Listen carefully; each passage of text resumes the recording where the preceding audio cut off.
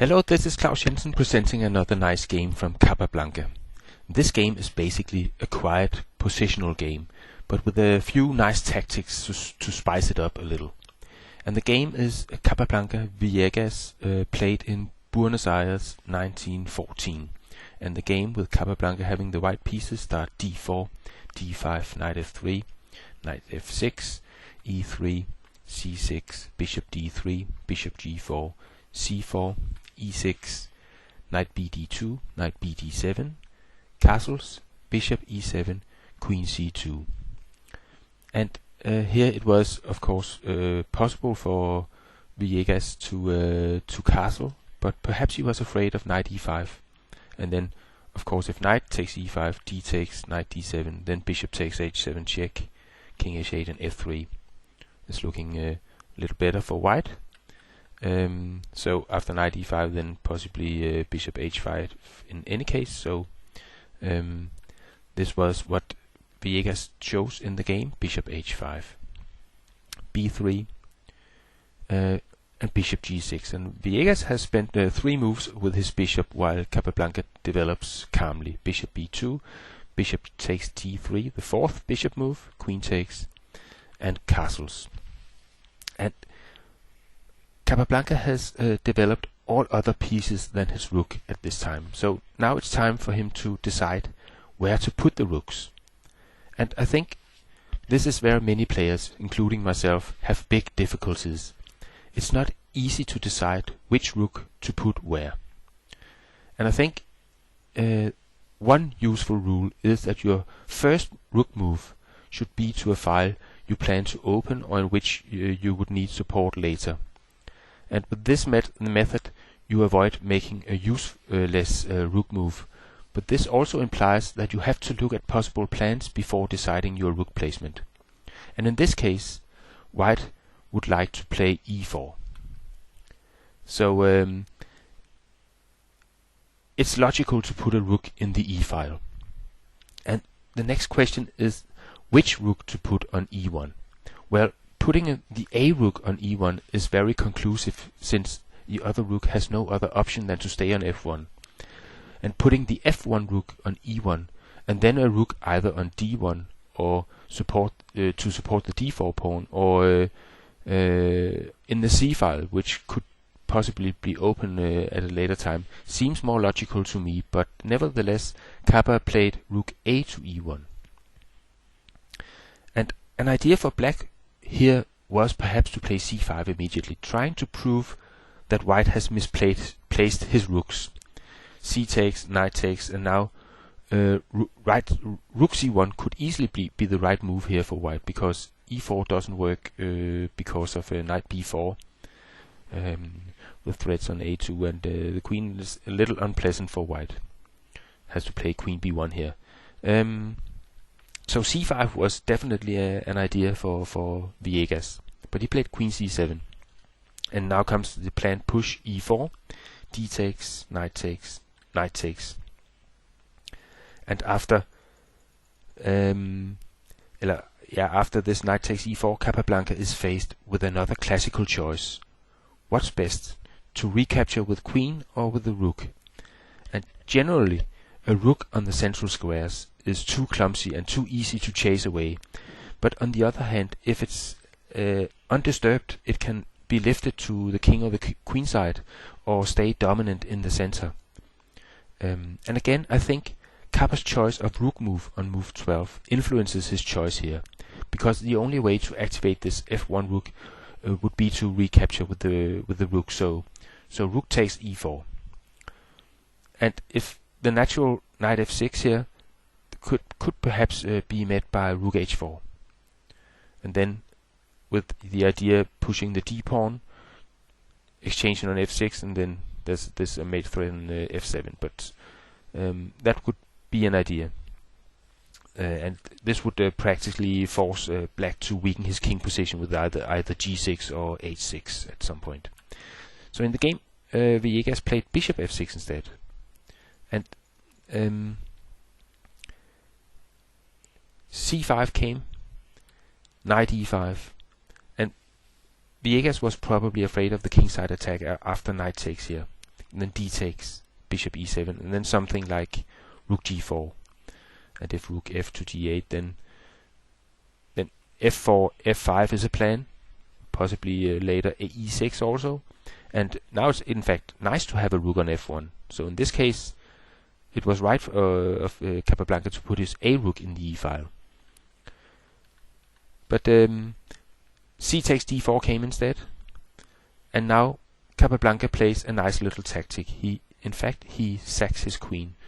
Knight takes d7, and the point is that d takes e3 here would be met by knight takes f6, and if king h8, rook h4, a6, then rook takes, g takes, knight e8 check, winning the queen back here.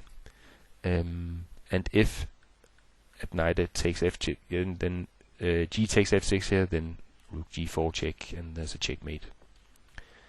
So that's a nice little tactic, but of course Villegas played queen takes d7 instead, bishop takes d4, bishop takes d4, rook takes d4, and queen c7. And what Capablanca has gained from this little middle game tactic is not very much, but because the only real imbalance is the pawn majorities for each side. Villegas has 4 kingside pawns against Capablanca's 3, and Capablanca has 3 pawns on the queen side against Villegas' 2 pawns.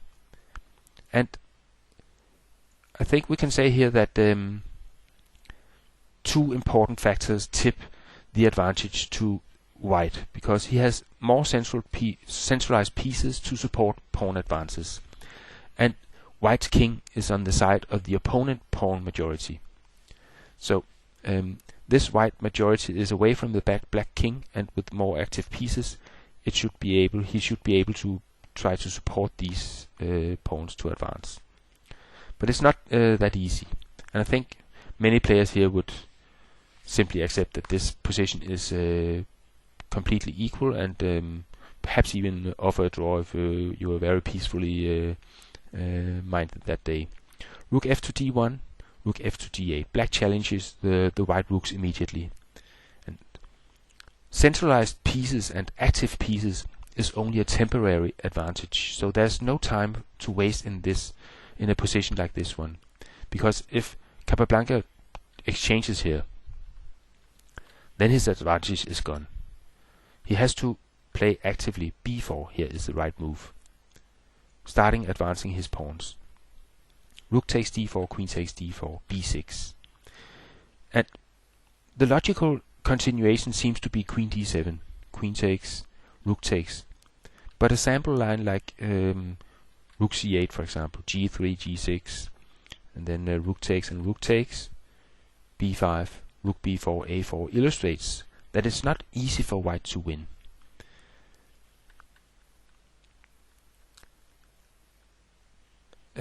So in the game, Capablanca took care of all these back rank issues before proceeding, so he played g3, rook c8, and now c5, b takes, h6, rook c1, queen c6, a4 is a little bit difficult for white again. Good blockade on c6 here, and it's not easy. But rook c1, rook d8, and queen e3, still controlling c5, king f8, and now comes c5.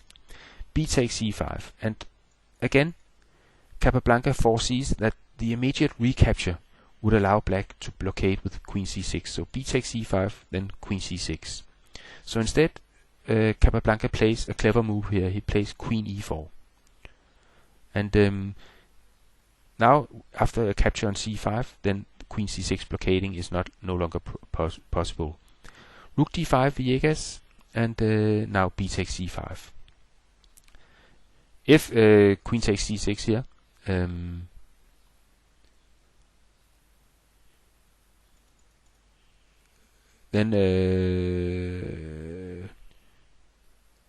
queen takes h7, rook takes, queen takes, queen h8, king h8, and queen takes g7 would give Capablanca some chances of winning the endgame. And of course, instead of G's, at this point Rook takes c5 would be met by the nasty pin Queen b4.